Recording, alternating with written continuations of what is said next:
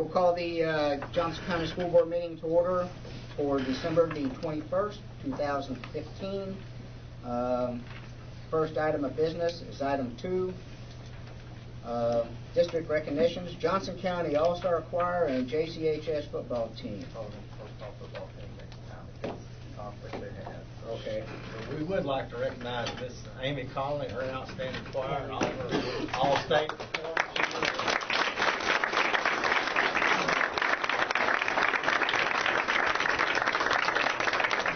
As always, they do an outstanding job, and they're to be commended for everything they do for the district. And again, they're just outstanding. And Miss Conley, I'll turn it over to you. Thank you. Thank you, Mr. Sager, for the support, and the Board of Education for all the support you give to Mississippi Education in Johnson County. We broke a record this year. We had 21 students make All-State for grade 7.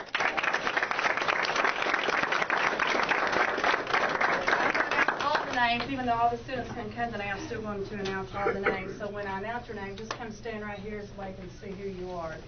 We're going to go alphabetical order. We'll start with Miss Abby Brown.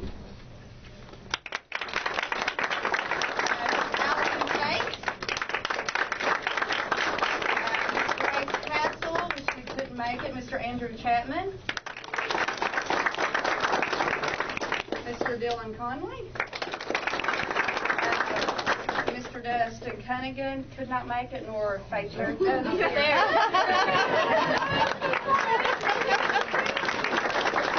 You made it, Dustin. Okay. Miss Faith Fairchild. No. Okay.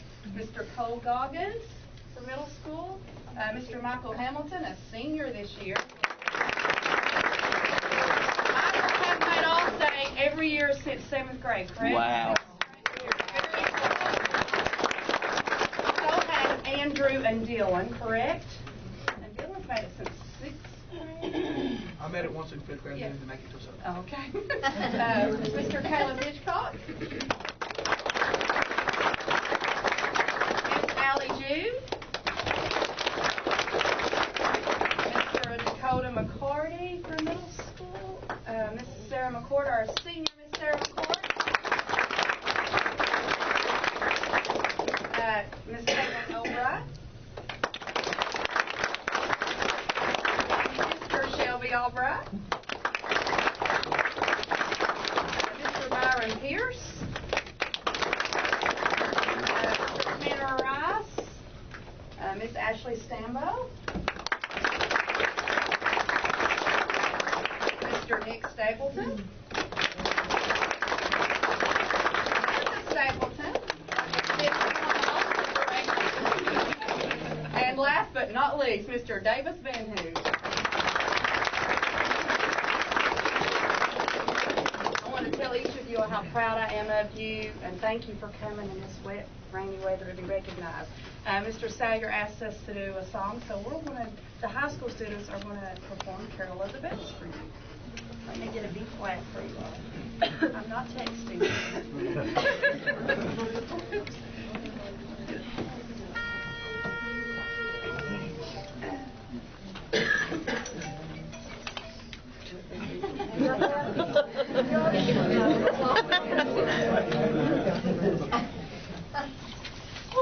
Bells, streets of our bells all seem to say, throw cares away, Christmas is here, bringing good cheer to young and old, meek and humble. Ding dong, that is a song which will ring all caroling. Wants you to hear words of good cheer from everywhere, filling the air. Oh, holly bells, raising a sound, oh, dear, their tones, gaily they ring, while people sing songs of good cheer. Christmas is here. Ding, very, very glad is a song which will ring all caroling. Holiday send all the bells, their tone to every home.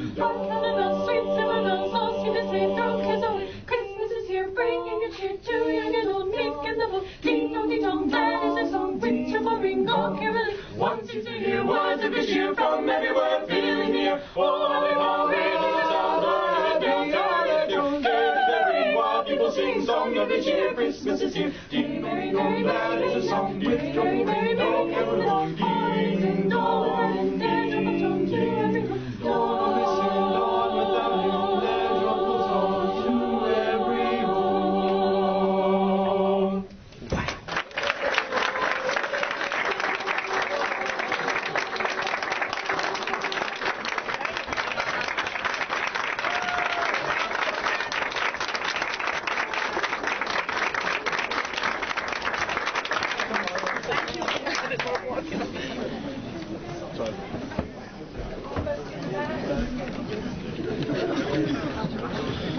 impressive. Impressive.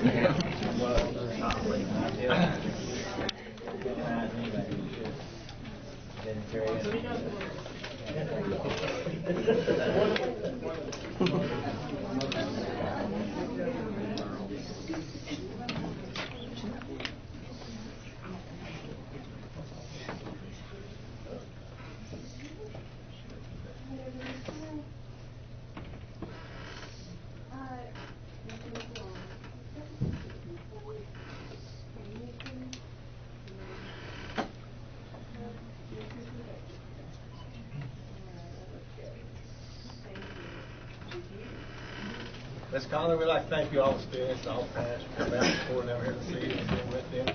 You all are welcome to stay, but you are free to go. And again, I know the board really appreciates the choir program here at Johnson County Schools, and again, thank you.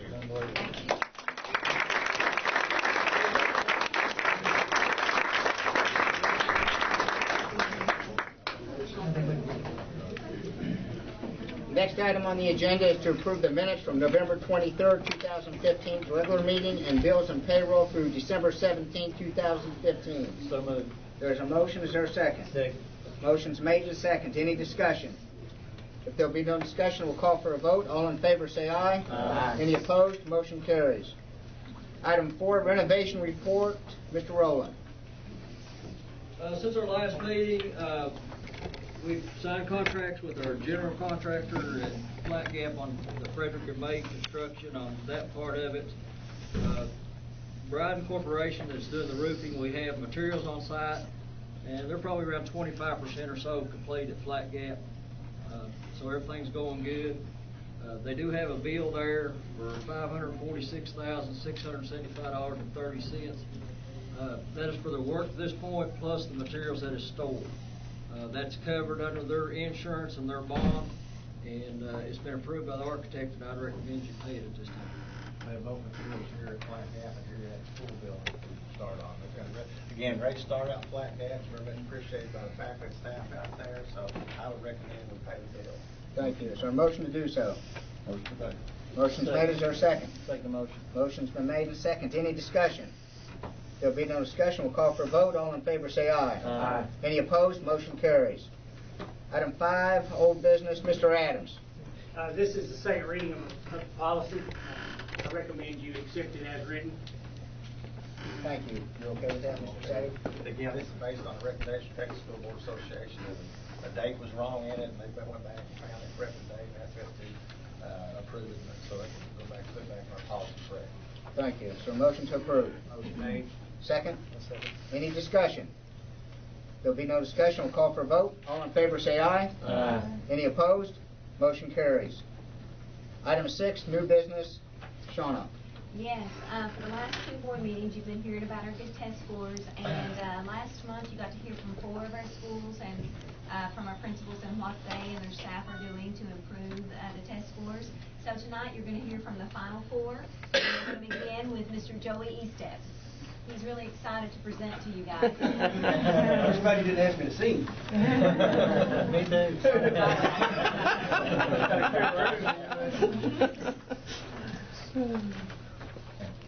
Thanks, Joe. Just a simple handout there. Over on the left side, you see how we performed from last year.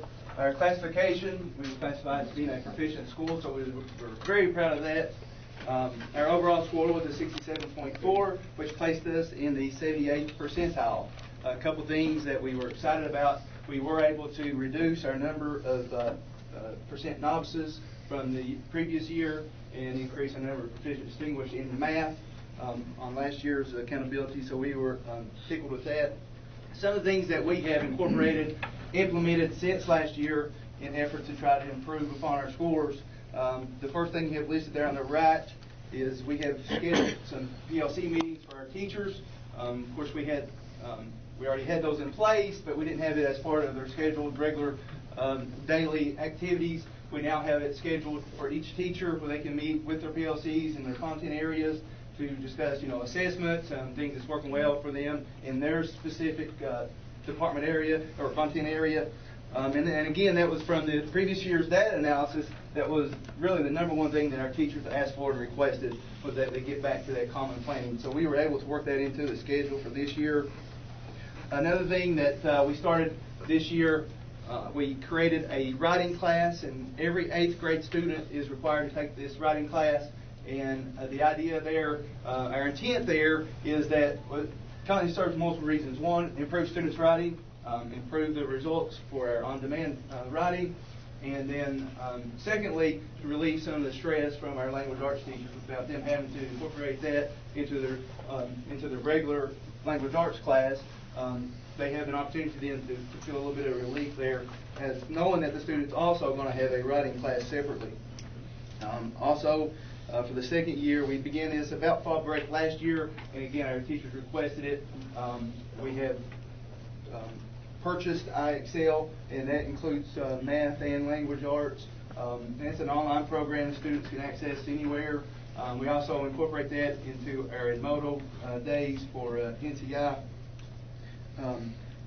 And for 7th grade, we have created into their schedules an advisor-advisee period. And what we asked our teachers to do, at least two of those days, or 2 days a week during that period. It's for 7th grade, it's at the very end of the day, 7th period. We asked them to use that time for interventions. Teachers in their teams in 7th grade, they have got together and they have created interventions and enrichments for a targeted group of students, whether it be ones that are at the cusp, at the an apprentice, almost being proficient, or whether it's ones that are nervous about, maybe at risk of falling in a classification. So they've targeted those specific students to try to improve their performance. And then also we have met with every grade level in each content area, at both grade levels, with all the staff, and we have come up with novice reduction strategies. And Mrs. Patton has come down and she has been able to attend a few of those meetings to discuss both just things that they think we're doing well, some of our strengths, and also some of the areas that we can definitely improve on. We know that there are obviously areas that we can improve on, but they've done a great job of identifying some of those areas and making suggestions to us, and we've been trying to implement those as we've moved along here. And of course, the data analysis is something that just is ongoing. Of course, this novice reduction and our SWAT, I refer to Mr. Hall as our SWAT commander. They're the ones that, he's the one that's been helping the teachers mainly identify some of those strengths and weaknesses. But again, thank you for the opportunity to present this to you. And again, our goal is that we can continue to improve each and every year on our accountability. Thanks again. Thank you. Good job. Next. Brenton Dial, he's really hoping he gets to go second. I've already handed you all the handout. I'm not going to walk back up. If you want to pull it out. Just a few things. Once again, this year we scored a 74.5, which placed us in the 92nd percentile and classified us as distinguished. Next generation learner scores, achievement was 82.3, gap 57.9, and growth was 62. Both for reading and math, our score was higher than both the state and district average, so that's a good positive. When we started comparing our scores and really digging into it, we found that an area of focus for us moving forward is going to be social studies and our on-demand, and we've created a variety of different things that we've done in order to improve that. One of the first things we've done is we looked at our master schedule. We incorporated a specific time in that was intentionally placed, which would allow us to work not only with RTI but also work with enrichment for some of those students that are borderline.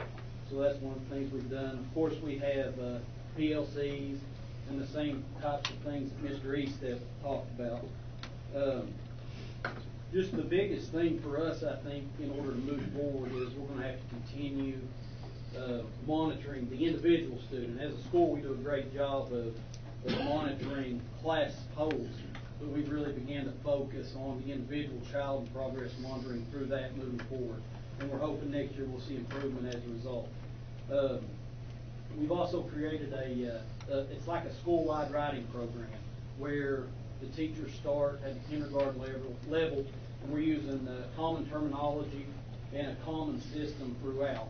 And we think that's gonna really help our on-demand scores moving forward, rather than, doing Foursquare here and a different strategy there. Being common and intentional with that, we think that's gonna improve. Our focus, once again, is to improve. Seems like that's the focus for Johnson County, is to always strive to become better. And as Ms. Reset said, our school is no different. We're going to continue that same. That's all I have.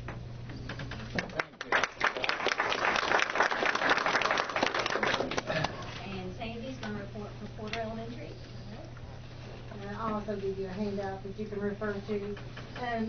Porter was classified as a distinguished school this year. This makes 3 years in a row that we've scored at the 90th percentile or higher. We've been classified as the school of distinction for 2 of those years and distinguished all 3 years.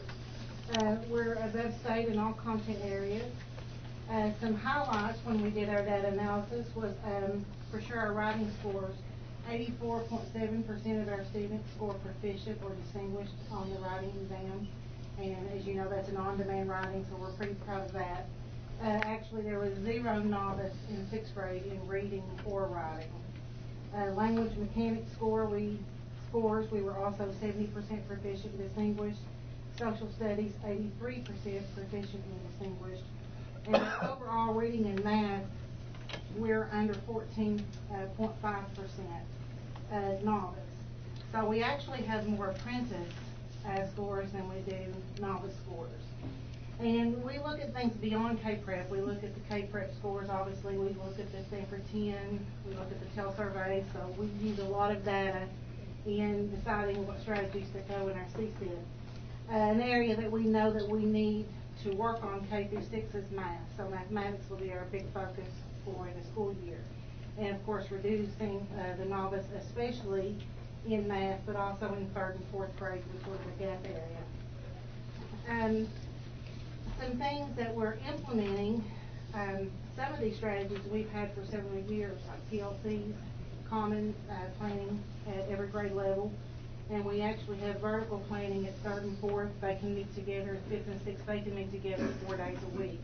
And this is inside the school day. We feel like that's been probably one of our best strategies. And so we're going to continue doing that. And then also our response to intervention, where we have a specific time in the day that students receive interventions and or enrichments based on what they need in reading and math. We incorporated a STEM lab a couple of years ago, which integrates science and technology and engineering in math. We also feel like that is helping, but we need to do some more things too. So all these things we have already in place, we just need to refine and make them even better. One thing that we've added this year to our school, and we feel like it's going to make a difference, is the Leader in Me process. And that is basically, we got a 3-year grant. It's a rather expensive endeavor, but it was all paid for through grant and donations from other people, businesses. And the Leader in Me process helps to teach basically students how to be good leaders. And it gives a lot of professional development to the staff, classified and certified, in how to integrate those strategies to make the students better leaders. And then also as part of the Leader in Me, we feel like something that is going to work well is the student data leadership notebooks. And those data notebooks are the students taking charge of their own goals and setting their own goals and strategies, and that's all part of the Leader in Me. So we feel like that's going to have a great impact on our students, not just for the one day of testing, but. And then our last one is Mr. Jeff Cochran from W.R. Castle. I don't have a handout. I'm kind of busy this week. So, but I want to thank the board for all the support from me, W.R. Castle, students, staff, everything. I appreciate all that. And I appreciate all my staff coming because they're the ones that do all the teaching. And they get all this stuff across to the kids, and my kids work really hard. And some of the results that we've got out of this is since last year, we were named the National Title I Distinguished School. And I think we were one of 70 schools across the nation. We went to Salt Lake City, receive awards. We're number 1 in the county for the 4th year in a row. We're tied for 29th in the state at 80.4. The past 2 years, we're in the 99th percentile, which means we're in the top 1% of all elementary schools in the state, which out of 715, 720 elementary schools. We're a 4-time Kentucky Distinguished School, a 3-time School of Distinction. There's only a handful of those in the state of Kentucky that's accomplished that. WR has a higher percentage of proficient distinguished than the state average in all elementary schools in all subject areas, and also had a lower percentage of novice in all elementary schools as an average. We dropped our novice from 40 to 30, and that's a great accomplishment to only have 30 novice in a building our size. After our teachers analyzed our test scores, we sat down and we looked at them. We had several students that were only 1 or 2 points away from moving up to the next level, which basically is one question. I mean, our test scores could have been even higher. So our focus is to try to get all students to the next level, no matter where they're at, try to move them up another level. And some things that we're going to try to do is try to maintain where we're at. I mean, it's hard to get there, but we really feel like it's probably harder to stay. But my teachers have worked really hard, and they've let us there 4 years in a row. So I think they ought to be commended for them, my teachers and my students. Some other things that we've done, as Ms. Music mentioned, PLC time, common planning time, analyze test scores, and basically just try to meet all students' individual needs. That's all we're trying to do.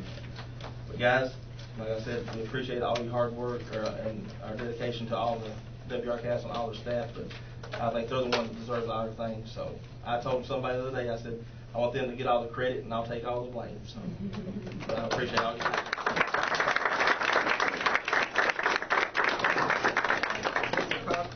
I just want to say, so within the last 2 months, you've heard from all 8 of our schools, and I think it's very clear why we have and why we are a distinguished school system. Only 47 distinguished school systems across the state of Kentucky, and we are one of those, so we are very proud of that. And we thank you all for everything. I wanted to clarify just a couple of things. Every one of them talked about PLCs tonight. I feel like I need to tell you that a PLC is a professional learning community. And that's where they get together, the staff gets together by grade level or by content area, and they really dig deep into the analysis of a major test or even some tests that they give along the way to check student progress. And then also Mr. Estep talked about the SWAT team. And the SWAT team is where you look at your strengths, your weaknesses, your opportunities, or your threats that exist within your building. And RTI, that's where they're looking at ways of intervening or providing enrichment to students. So you heard all of them use that type of terminology, but I thought I'd better let you know what they were. So congratulations and good job to all the principals. Thank you for the explanation of the acronyms. Question, Mr. Cochran. Explain to me again about the Utah. What was that about? We're a National Title I Distinguished School because we met our AMO for 2 consecutive years, and we were one of only 2 schools in the state, and I think there's 73 or 74 nationwide. So one of 73 or 74 in the country. Yes. Thank you. Thank you to your staff and your students. Their picture, we had a visitor from the KEDC last week, and she brought out their latest their programs. And I was just flipping through it, and right on the 2nd or 3rd page is Mr. Cochran's picture with Rebecca and Ashley Bush, where they received that honor. They actually went to Utah and received the honor, so it was truly a great experience. Very good. Thanks. Thank all of you.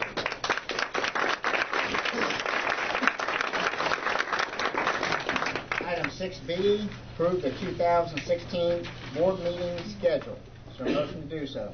Motion to do so. Motion's been made. Is there a second? Second. Any discussion? There'll be no discussion. We'll call for a vote. All in favor say aye. Aye. Any opposed? Motion carries. Item 6C, approve board member travel to KSBA, KDE sponsored trainings. Motion made, Mr. Chairman. Thank you. Motion's made, second? Second by Melvin. Any discussion? All in favor say aye. Aye. Any opposed? Motion carries. Item 6D, approve $1,500 payment to the Paintsville Golf Course. Mr. Sayer. Again, that's our annual payment to Paintsville Golf Course over here this month. Lets us go and practice our girls and boys golf teams at no cost to them. Basically, anytime they want to go and play throughout the year, and it's historically done down through the last 2 years. We actually continue that this year, so our kids go there and work on their game, whatever they need to. So, Thank you. Motion's made. Is there a second? Second. Any discussion? If not, we'll call for a vote. All in favor say aye. Aye. Any opposed? Motion carries. Item 6E, approve student trips. Mr. Eastep and Mr. Halsey. First weekend in January, our wrestling team has requested to attend an overnight out-of-state trip to Charleston, West Virginia. Thank you. Mr. Halsey? You should have an updated copy of our wrestling team schedule. That includes some out-of-state overnight trips and tournaments. We would ask that you guys consider approval of that for our wrestling team at high school. Thank you. Is there a motion to do so? Motion's made. Is there a second? Any discussion? No discussion. We'll call for a vote. All in favor say aye. Aye. Any opposed? Motion carries. 6F, approve grant participation. Miss Music, Mr. Crum. Delta Dental has an Arts and Humanities program grant. It pays for everything. It pays for someone to come to your school to perform an Arts and Humanities program plus travel, and there's no cost to the board. I just need permission to apply. Thank you. The other grant there is a SOAR grant opportunity that's been made through available through the work of Hal Rogers and Governor Beshear, an effort in southeastern Kentucky. The purpose of the grant, and actually we're not applying for it, the National JKG is applying on our behalf and 2 other school districts to try to see if we can get funds to reinstitute our JKG program. And I think you all probably remember that. It was a Jobs for Kentucky Graduates. Mike Castle ran it at one time. So it was a very, very good program. We actually had it for a number of years. Even before that, several people have run that program, and it helps students develop job skills and help place them for summer employment and do some really good things. So, but unfortunately, the state cut their funding. We've not been able to offer the program for a few years, and this group is trying to seek ways to see if we could possibly get that reinstituted. So, Thank you. Is there a motion to do so? Motion's made. Is there a second? Motion's made and second. Any discussion? There'll be no discussion. We'll call for a vote. All in favor say aye. Aye. Any opposed? Motion carries. Item 6D, Mr. Eastep. I was approached by a representative from I believe it's the East Kentucky Football Club about using our facilities just to conduct practices and things. They want to ask for indoor practice time for the gym, and they have dropped off their liability insurance copy of that here at the board office. Thank you.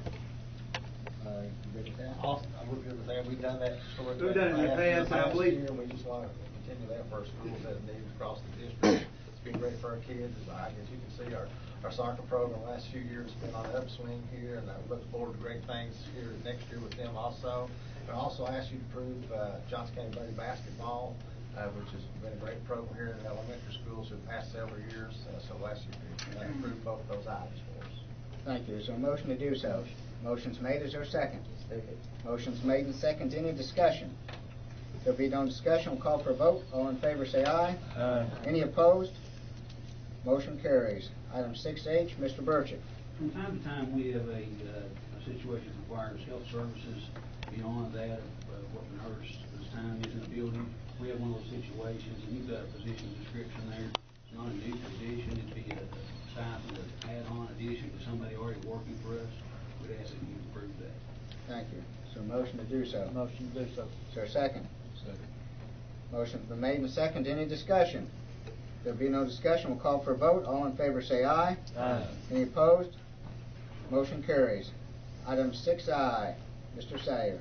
Again, we ask you to approve Pitney Bowes postage agreement for Johnson High School. Basically, it's a contract and they'll need to do for postage, so we ask you to approve that for them so they can continue to use our postage machine and get the best rate things they can. Thank you. Is there a motion? So moved. Second? Second. Any discussion? No discussion. We'll call for a vote. All in favor say aye. Any opposed? Motion carries. You also have before you the superintendent's personnel report. And at this point in time, we're going to ask for approval to go into recess into executive session pursuant to KRS 61.180 to discuss proposed litigation. Is there a motion to do so? Motion made. Motion's made. Is there a second? Motion's made and second. Any discussion? Be no discussion, we'll call for a vote. All in favor say aye. Aye. Any opposed? Motion carries. At this point in time, we will go into executive session, and when we get done with executive session, we will resume the Board of Education board meeting at that point in time. At this point in time,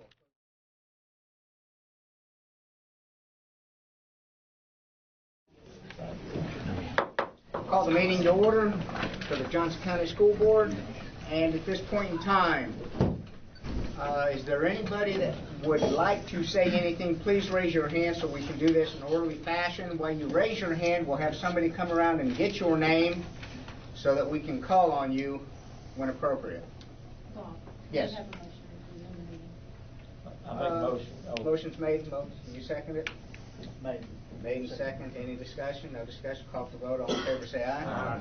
Well, how do you repeat everything? So, anybody would like to speak, please raise your hand so we can get your name. There's one. Anybody else? Got one back here. Back. Two. Is there three? Thank you. Anybody else? Four. One over here, five. Five.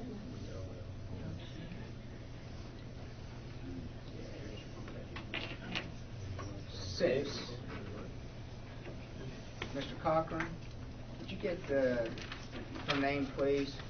This fellow here with the hand up too, to help her out.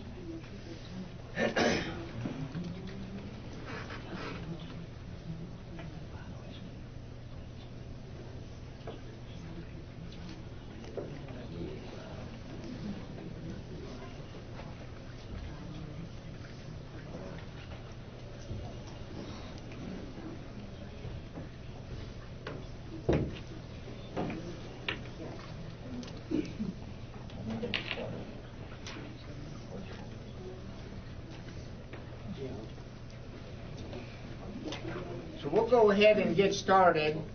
Harry's, I think you got four names. You've got a couple. Mr. Elliott is first. Okay. Clint Elliott.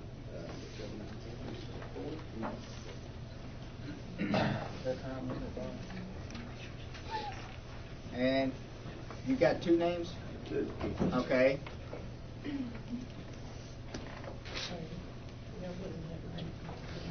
They did you. Tom, man.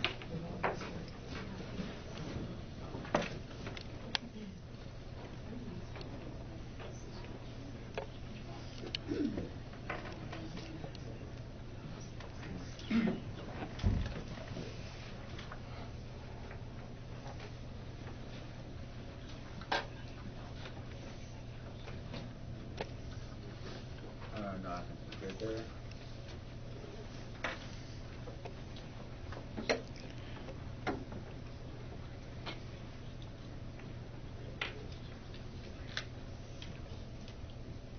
How many you got there, Mr. Burchett? Got forward was Ron started. They got it on the list. Anyone else in the room? So what we'll do on this, every individual that has got their name on the list will have the opportunity to say something. You might get a reply, you might not get a reply. It depends on the questions or the comments, which could be deferred to council. And we'll take this alphabetically. And we'll start off with Ms. Candle. Yes, ma'am. As an educator at Durham Castle for approximately 15 years now, and I've spoken with several of my staff members and colleagues that are here with me tonight. I do want to commend the attorney. I want to commend Tom Salyer and my principal, Jeff Cochran. We are in unison with this. ordeal that has come up. We may have fallen short in our attempt to communicate, but I will tell you that there has never been any malice or anything negative that was supposed to overcome this. Our silence was in an attempt to protect our children, which has been the most far removed from the community of anything I have seen. We have over 300 students in our building, and for the first time, because of the miscommunication and others jumping the gun to fill in the blanks of what truly transpired, I, for the first time in over 14 years, as picking up my very own child's clothes to go to school that day, I also was planning an escape route in case something were to go awry. We are asked as a faculty to park in a certain area so that we can cater to our parents. We are forevermore thinking of our students and what is the best practice to try to educate them, but to be a parent when in need, to support them when they are struggling financially at home, with clothes, with personnel, hygiene, any area outside of our classroom.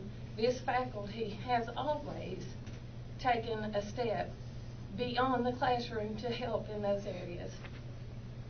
I commend the people that took a stand for their religious beliefs, and I too would like to thank you, but in your attempt, I do wish that we had been consulted first in order to protect our children inside that building. It put our lives at risk as well as others. And before anyone makes any false accusations upon our school, it was broadcasted on a national level, and I am appalled that anything in reference to replacing Silent Night with a whip in the nay-nay is nothing but a disgrace to us as a faculty and to our students. And there was no interjection to clarify that statement. Not only those, but we've had other falsely accused statements being brought up. And I am here to stand for what I believe in, and I believe that our children are put first. Not just our very own students, but students of different beliefs. Even though we altered our play to not be offensive, we did not do that to remove Jesus out of anything. And the reason for this season, I would like for it to be known that you cannot remove something out of a school system if it is not physical. And in our building, the instruction is the same, and our respect for every student in there remains the same. And I thank you as a board for listening.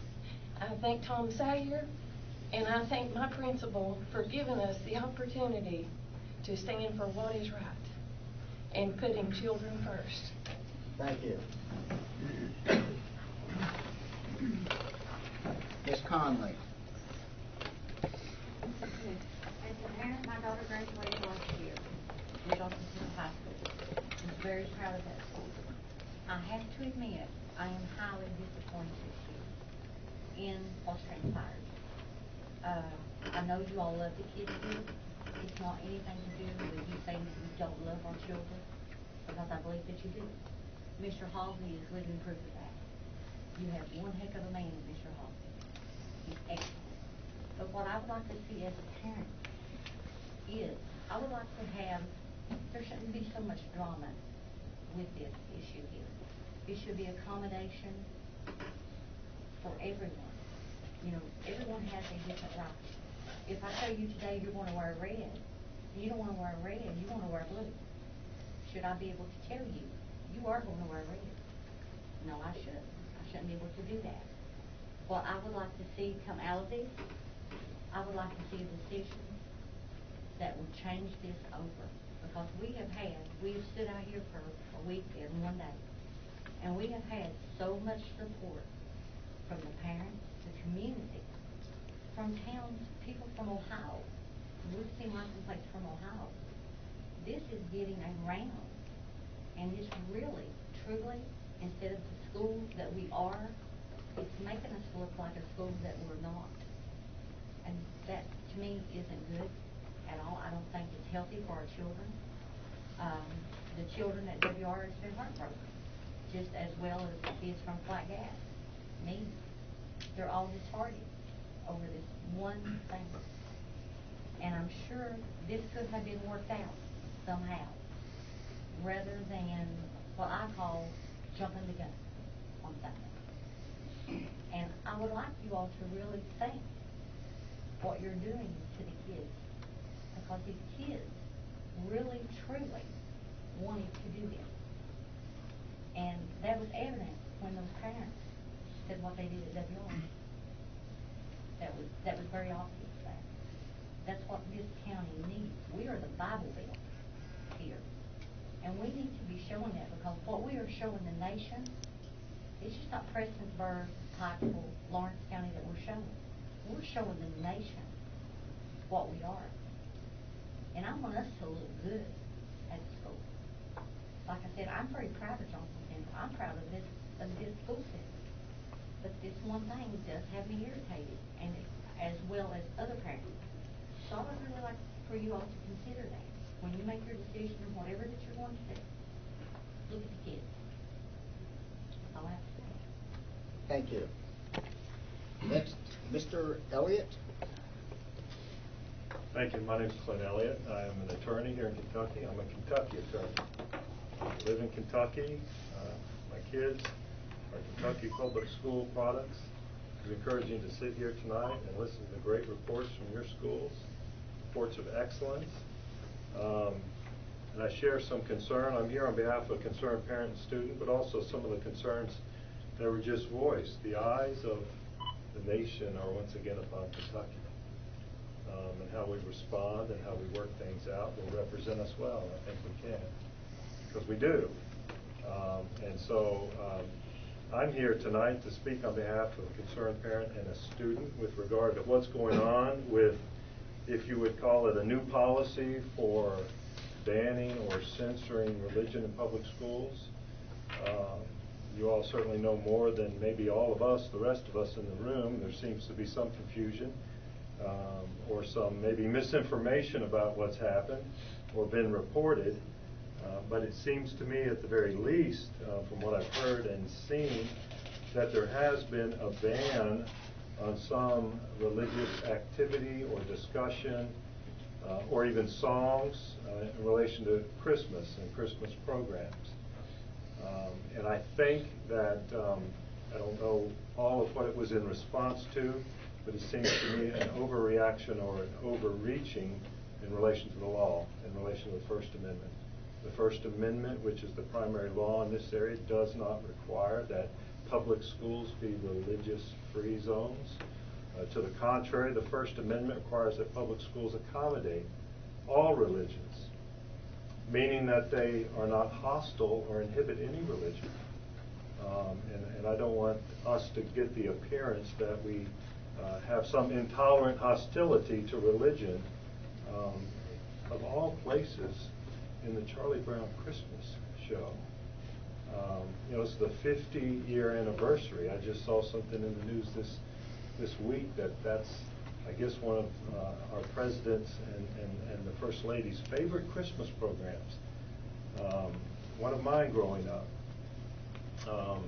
And the First Amendment allows those things to happen in school. The First Amendment allows for public schools to teach about religion.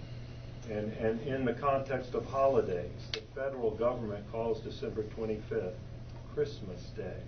And if you look up in the dictionary, and I did that this week, Merriam-Webster's dictionary defines Christmas, paraphrasing, as a commemorative or celebration or remembrance of the day that Jesus Christ was born. And that's what Linus was trying to say in the program. Unto us a Savior was born, who is Christ the Lord. in the First Amendment and the Supreme Court cases and even Kentucky statute that says you can take out a Bible. Allow that to be a part of a holiday presentation because it's education, particularly increasingly in a pluralistic society that America is becoming. Part of our education system in bringing up young people who can think critically is to allow them to be considered or exposed to historical facts about our nation, which includes our religious heritage. To teach about, and that's the distinction, to teach about religion. And in holidays, in particular Christmas holidays, the courts have affirmed and guidance, there's Department of Education guidance on this, there is guidance that the National School Board Association has joined with a number of other parties to affirm that in teaching about holidays, you can indeed include Christmas carols as songs, and you can include passages from the Bible as informative teaching moments about what is the origin, what is the meaning of this particular holiday, and in particular, we're talking about Christmas. And that's what Charlie Brown was asking Linus. In today's world, it might be a student who said, I've been to the mall, and I don't see what Christmas really means. I've been to Walmart, or I've been to the hardware store. I've even been to the State House. Teacher, can you tell me what Christmas really means? And it's as simple as opening the dictionary. Certainly, those are still okay in our school.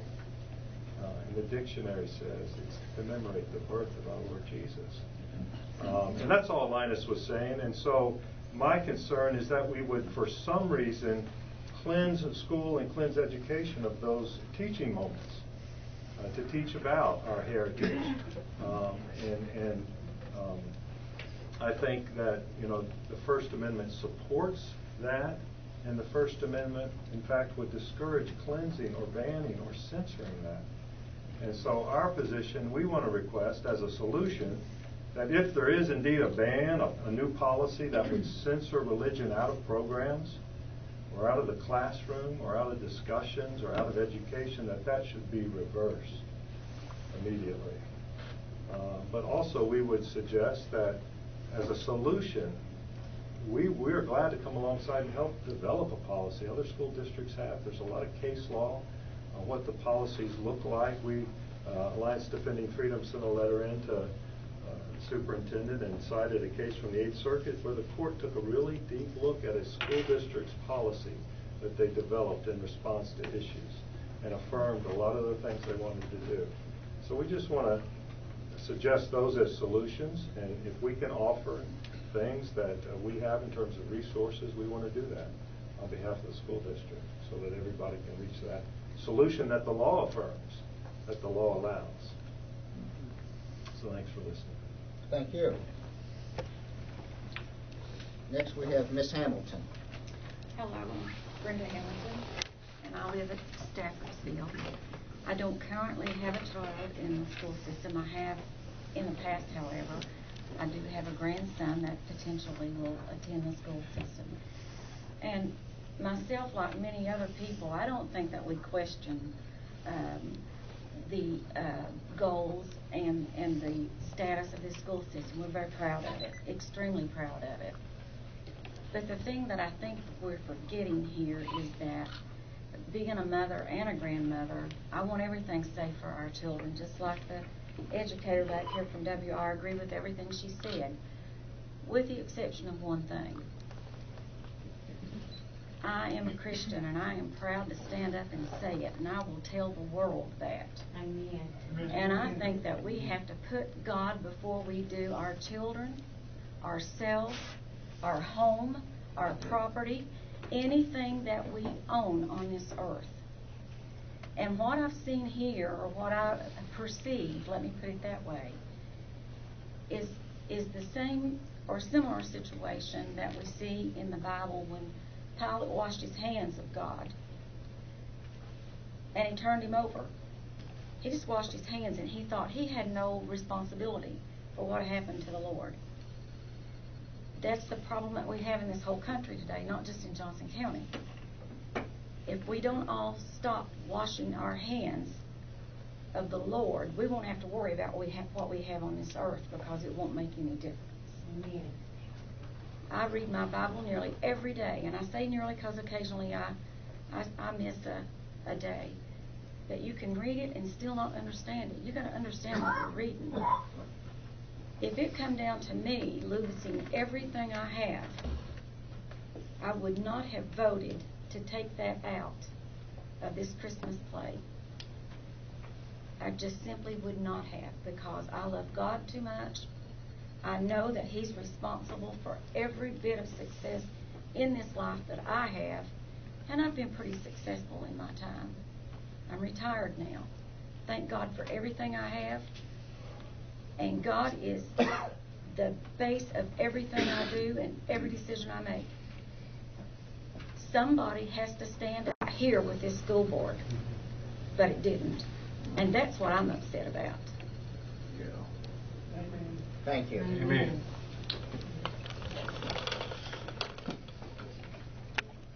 Next we have Mr. King. Yeah, I'm from out toward Mealy, and I'm here to testify for the Lord that why would we want to take him out of the schools? I mean, I loved this school when I went to it. I really did.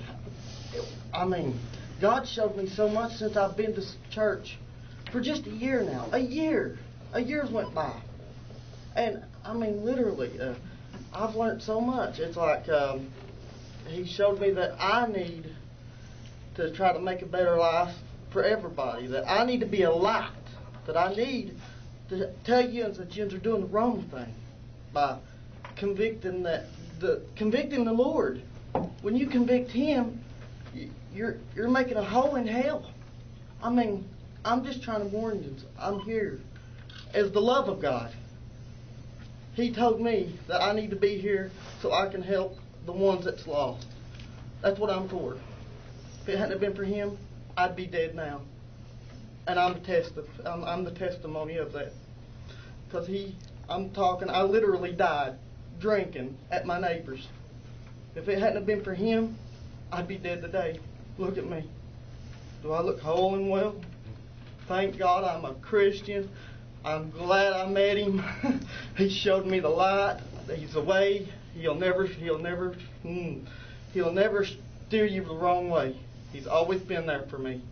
I mean, I'm here as a witness to show you the love that He showed me. And I hope everybody out there knows that God loves them. Thank you, Mr. King. Amen. Ms. Sayers? Hi, my name is Bella Sayers. Tom and I have been close friends since childhood. I don't hold anything against Tom. He done what he thought he had to do in a space of time that was very short. I don't know how long, but it was too short. I too am a Christian. I too realized that times are changing. The world is changing, and I feel it's not for the best. And for our school system to be in the Bible Belt, many Christians are our teachers. Amen. Many Christians are our principals. Many Christians is our superintendent. And many Christians is our school board. But we got to step back and we've got to look at this through Christ's eyes. 1960s early. What was her name? Madeline O'Hara. One woman got prayer out of school. The Christians sat back and let it happen. And it's dwindled down, and they took more and more right from the school systems. And what really, really gets me, and I'll read this after I say what I'm going to say. The gay rights opened up. Our school halls is full, as my granddaughter would say it, it's full of boys holding hands and girls holding hands and hugging and showing affection. Genesis 18:24 through 33. Please take your Bibles and read that. And it was Lot who tried to save the city. I stood the first day up at the road. I was unable to stay the rest of the time. Hogging horns. Oh, everybody's spiritual. Yes, let's get Jesus back into the schools. Prayer needs back in school. Well, look how many's here today. There's a handful, according to all everybody said that they are supportive. 50 righteous, God said, 50 righteous, I'll save your city. And he went down and down and down. He got down to 10 righteous to save Sodom and Gomorrah. He got down to 10, and they didn't even have 10 righteous. And that's where we are today. Everybody honked their horns and said, go, yeah, we believe in this.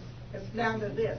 So we got to speak our voice. We've got to let school board, whoever else, the attorney, whomever else that it is, take a step back, see where we've come through, down through the years, and don't let one parent say that we can no longer have a Christmas play with Christ in it. Amen. Not one. Don't let next year come up and more be taken out. Let's take a stand all together. Let's hope that Tom can resolve this.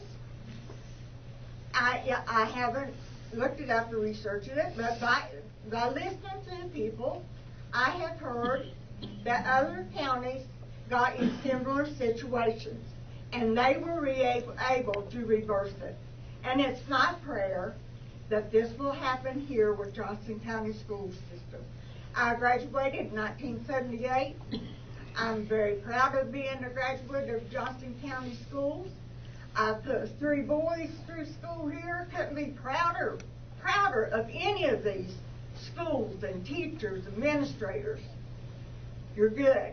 Like this sister was saying, I don't know if she's a sister, but this teacher from WR, oh yes, I agree with her. WR is a good school, a real good school. And I agree with everything except for letting this one thing happen. Because when you let one thing happen, it snowballs into bigger things. I love you, truly do, and I hope that this can be resolved. Thank you very much, ma'am.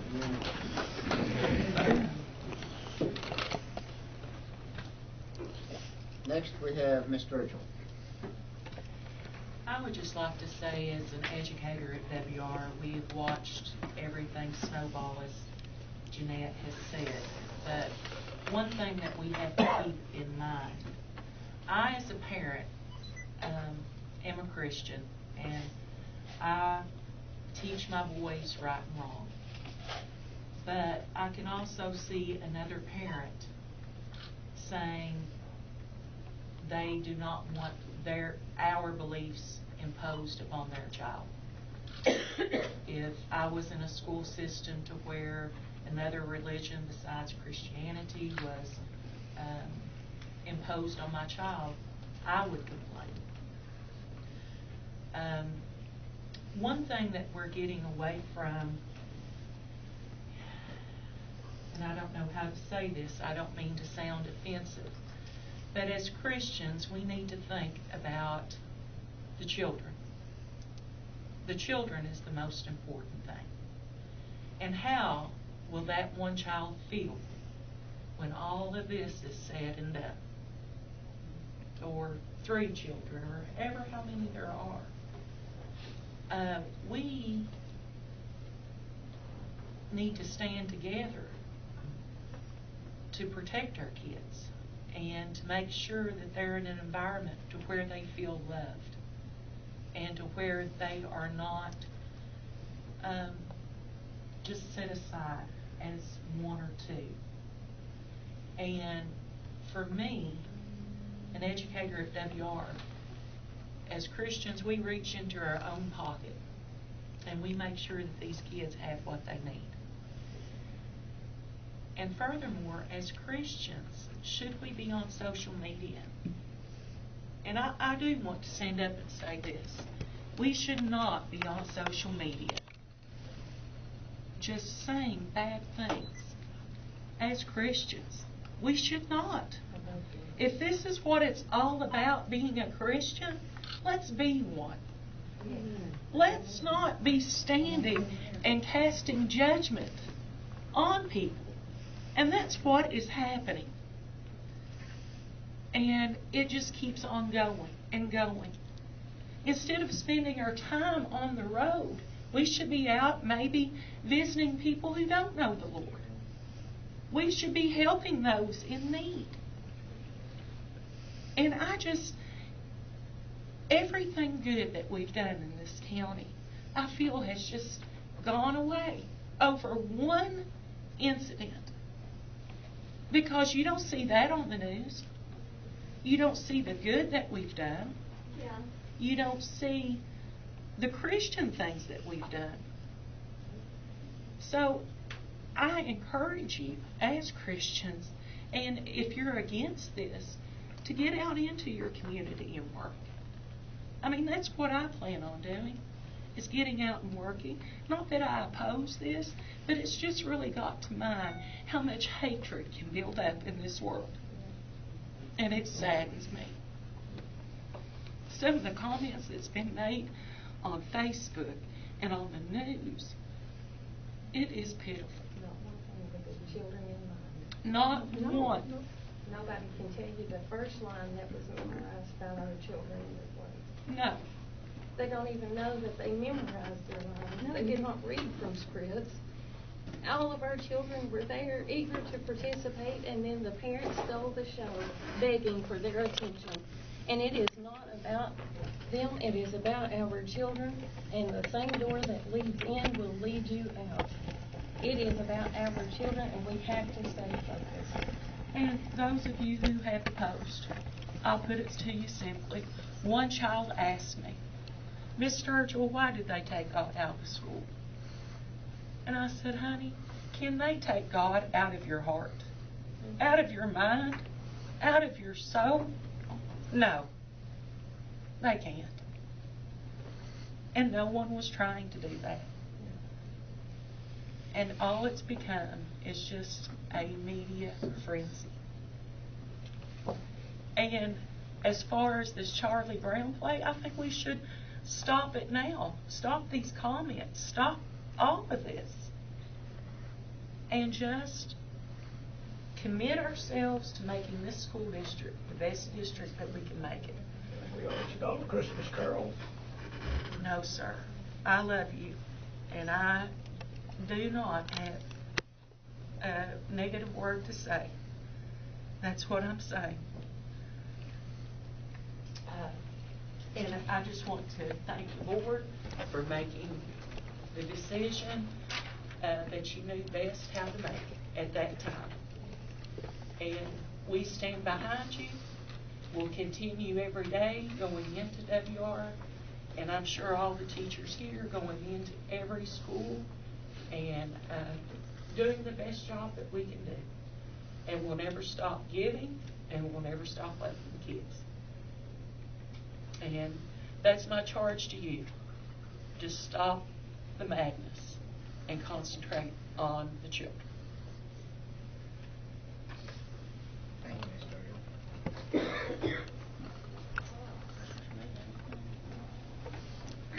No, as board attorney, I wanted to assure everybody there is no policy.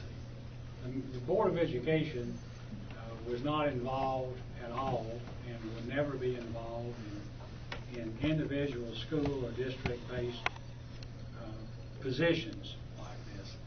I think that the best I can understand it, things got out of control because of the miscommunication and misunderstanding that just kept being compounded to the point where it got to where it is now, where there's been a lot of bitterness and a lot of hard feelings and continued misunderstanding. The school district is required to adhere to basically the Constitution and laws. The district can't encourage, can't promote religion, but as the attorney indicated earlier, can teach about it. Sometimes that's a fine line that's difficult to understand.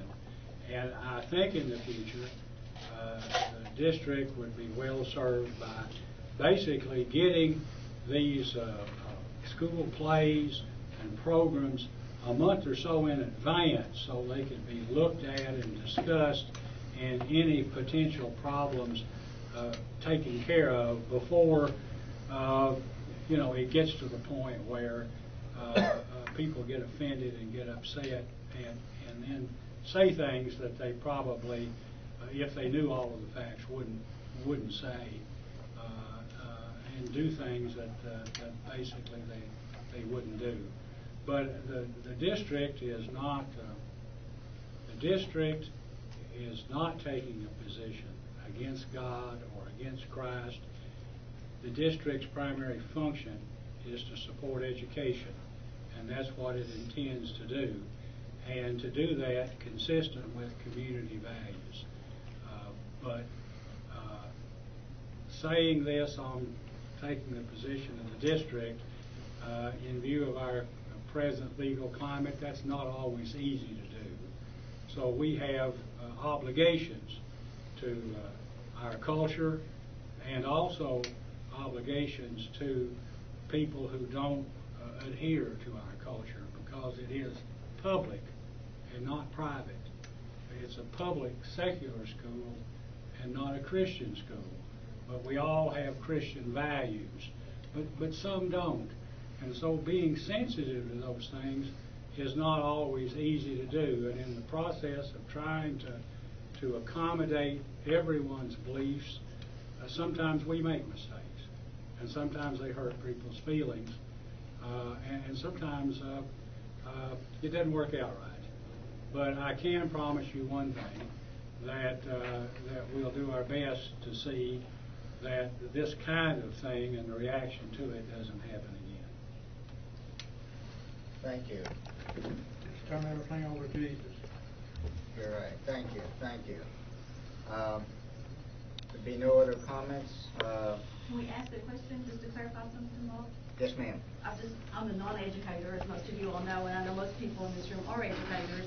Just so we can understand, for those of us who have children in the school system, and I want to praise the WR group. I have had a child in that school system ever since that she's been in school, and I have always accepted the teachers, the principal, and all the administrators that go along with that. Not only 2 other daughters that have graduated from Johnson County, and I'm proud of Johnson County school administrators, and I turn my kids over to them every single day. I do just have a question from a non-educational. So the decision that was made is not a board decision, but each school can actually determine what type of plays that they have? Is that true or untrue? I just didn't understand that part of it. That would be correct, ma'am. Okay. As we go forward here, again, we want to work with our community and our stakeholders, everybody else going forward, to provide the best possible performances and things for our kids as we go forward here. I mean, there's been a lot of miscommunication, a lot of confusion and things in this. It's never our intent to take religion out of schools. We're all very religious people and things, and we want to work with our stakeholders, our community and things, and going forward and looking at this and doing what's best for the students here at Johnson County Schools. Again, I had to make a decision based on the advice and on what the information I've been given at the time, on the scenario that I have, and when I asked my various attorney associations here, the KSBA, KSA, and of course our local attorney here, in the time frame and things we had, that decision had to be made at that point in time. And again, we want, we thank the world of our community. We appreciate everyone being here tonight and voicing your opinions and things. That's what we're here to do, to listen to our constituents and make decisions what's best for our students. Thank you. Yes, ma'am. I had one more remark. I had watched EKB News with the interview of the gentleman minus the face in this. He said he didn't have any problem with Christians. My question to you all as a board and as a Christian, as you say, Mr. Clay, why are we here? If this man did not have any issue with Christmas. And he said himself, Christmas is love. I think we all agree Christmas was love, and all Christmas is all about Christ and things.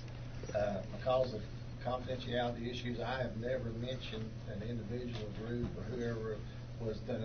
I'm not going to inform this point in time in that. Again, we've heard many things through the media, where it's locally or where it's nationally or regionally here, and some of those been true and some of those not been true. And again, I ask you to take whatever you hear, everything just because you're here doesn't always mean it's true. Couldn't we accommodate as a school system if you have a Christian, if you have as a school system and a board, if there can be a situation worked out that says, okay, Susan, if you would like to pray today, that's fine. Okay? This is the area here. I think we do that all the time. We'll welcome any child, or whatever religion it is, at their appropriate time to pray during the day and things. And we've normally done. We've not stopped any of that. I can assure you that many of us have prayed here in the last few weeks on our daily schedule and things here. We've never stopped any of those things. We've got, and again, we won't stop any of those things, whatever religion it happens to be, even though some of us have preference over a Christian religion. Okay, I got a question. Did the parents, did they threaten? Ma'am, I'm not going in because of confidentiality issues. I'm not going to acknowledge any group or individual or anything along those lines, and I just don't feel that's right in about doing that. Even though where I may disagree with it, I still, by law, I can't do those things also. I mean, that's just the way it would happen to be. And I've never acknowledged anybody in this, or any group or individual this entire time about that. Velma? I just want to let the educators know I am proud of you, and you are in the papers, and you are in the news for ball, academics, and all kinds of things that we're all so proud of. And it's your guys' hard work, and I appreciate that. But I just want to let you know that, yes, every school, everything that goes on, I'm very proud of our school system. And I just want you educators, W.R. Castle, I want you to know that I appreciate you, and I know that you've done great things for our schools. Thank you, ma'am. Well, I think each one of us appreciate us here, whether we agree or disagree or whatever. And again, going forward, we want to work on this and come to an agreement and look at what's best for our students as we move forward. And again, the many things that I've said as I've talked to various media outlets in the last week or 10 days, I've mentioned the various great things our students do in Johnson County schools, whether it's at the elementary level, the middle school, or high school level. But my knowledge, and somebody can correct me if I'm wrong, as I'm wrong sometimes too, like everybody else, I have never heard any of those things mentioned in any of the outlets or any of the things that's went on with this. And again, our students are great here in Johnson County. Our parents and our community is great. And I wish we would say more things about them. Mr. Smith, can I ask a question? If by law, and we need to really get that out there, by law, if we teach the Christian religion or anything like, that, we would also have to bring in history of other religions, correct? I think you would have to. There's a difference. There's a fine line, to the extent I can understand it subjectively, between education and promotion. Correct. Between education and endorsement. If you can educate without endorsing, you can educate. If you educate and express beliefs that this is the true God, the true religion, you're over the line. So if you place something in a historical context, there are ways, I think, that you can make it work. But those things have to be thought out in advance. And as I think someone suggested earlier, maybe in the future, we ought to give a little more thought to that, a month, 6 weeks before the program, so that we can make sure that the message was given in a way that it should be to comply with the legal requirements. Thank you. I was just wanting to clarify that because as an educator, I do not feel comfortable because there is such a fine line between the two. And I just wanted maybe the other people to realize that is the law. And I think, too, the problem, too, is this, is that there are groups who look for ways to file lawsuits over these issues. And those groups make a lot of money in doing so because Congress has basically provided or encouraged them they get money if they succeed. And the money that they ask for is basically high legal fees. The person who's offended essentially generally gets little to nothing. But the American Civil Liberties Union and others who promote these groups can get hundreds of thousands of dollars in fees. These fees have to be paid by somebody. They won't be paid by this district's insurance company. They'll either be paid by the taxpayers of this district, or they'll be paid by the teachers and the superintendent or the school principal, who basically advocates or permits an unlawful performance.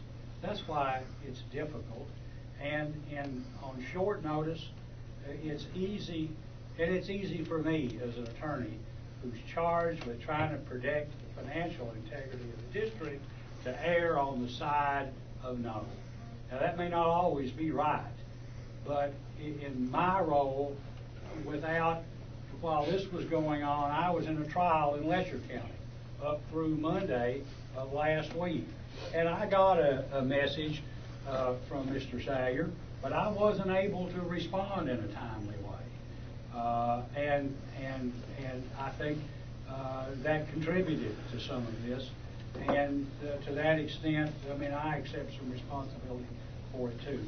But it is true that a lawyer who represents a client always wants to err on the side that basically subjects the client and the client's personnel to the smallest possible risk. Thank you for that. May I just say something, sir?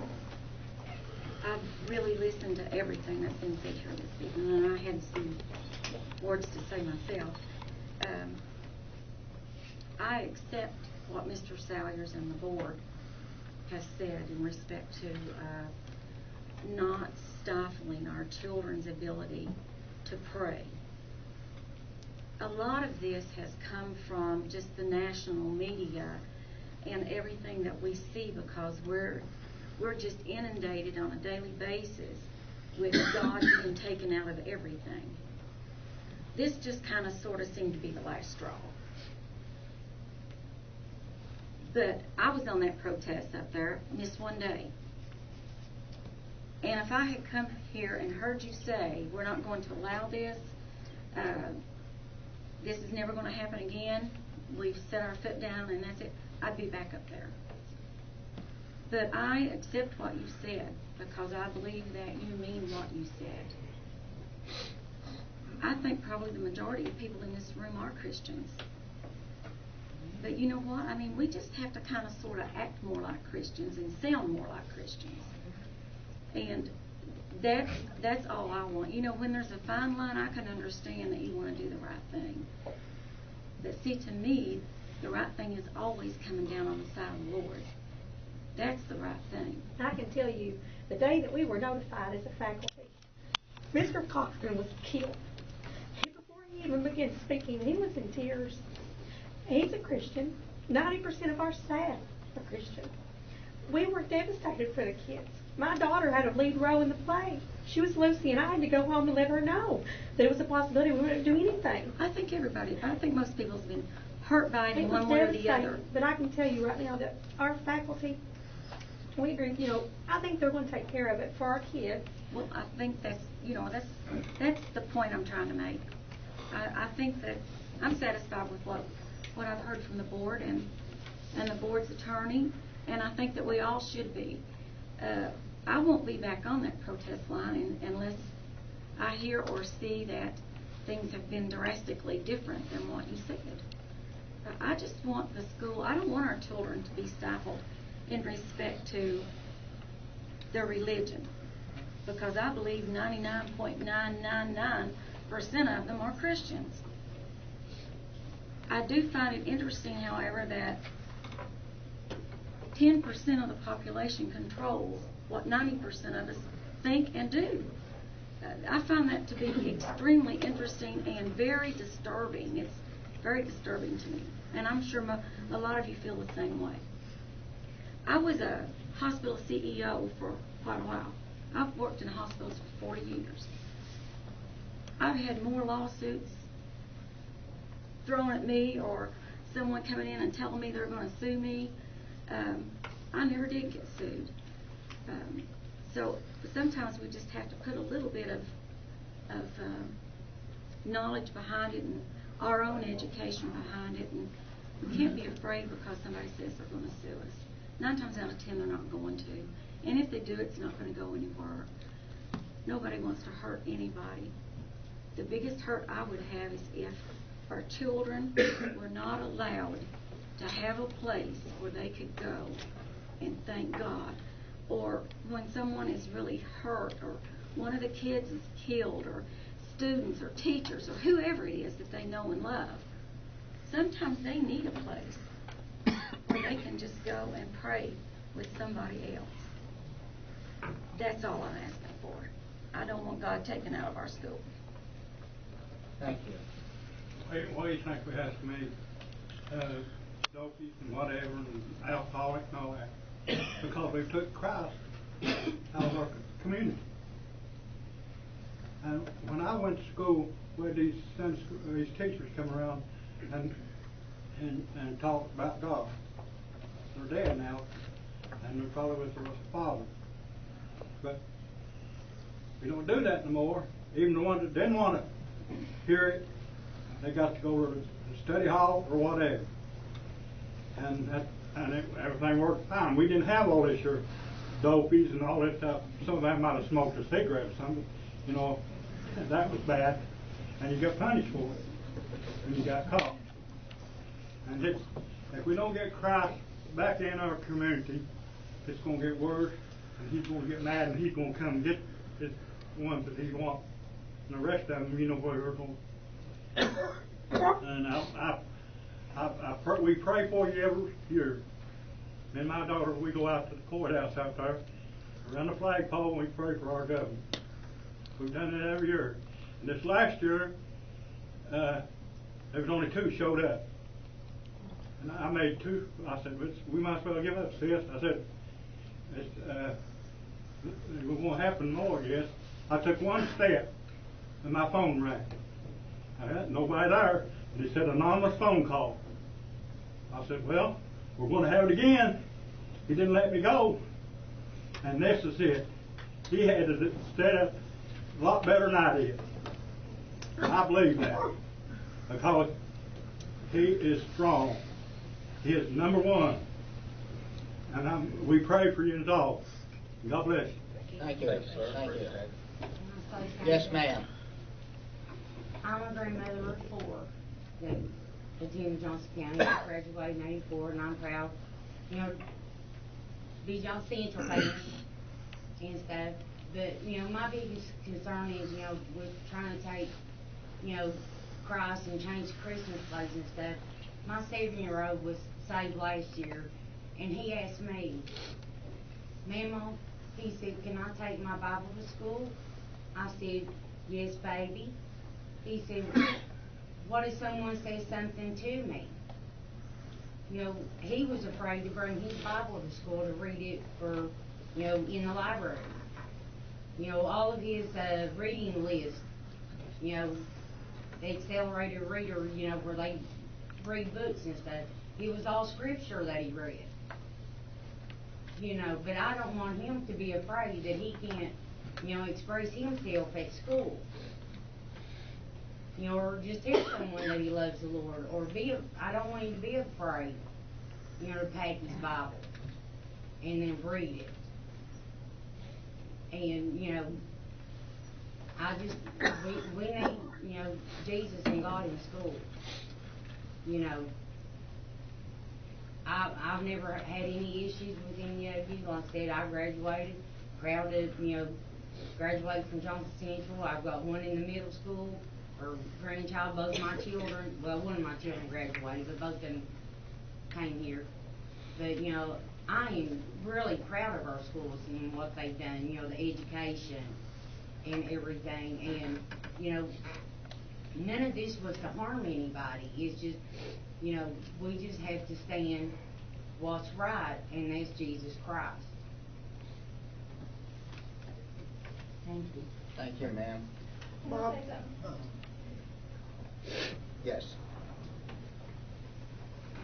I am too a graduate 2007 from Johnson Central, and I'm proud of it too. But I am a protester, and I will say this for all the protesters: none of this was meant towards W.R. Castle or the school board. We even wanted to take a school bus. We called Ronnie Fairchild ourselves to see if we could take a school bus to Frankfurt, to the Supreme Court for you all. We even thought of trying to find green and white pom-poms to support WR. We are out there for the children. We are not out there for us. I'm not. I do have 2 children in Meade Memorial.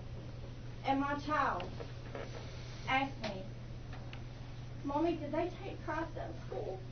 I said, "No, baby." I said, "They did not." I said, "Because they won't ever take it out of your heart."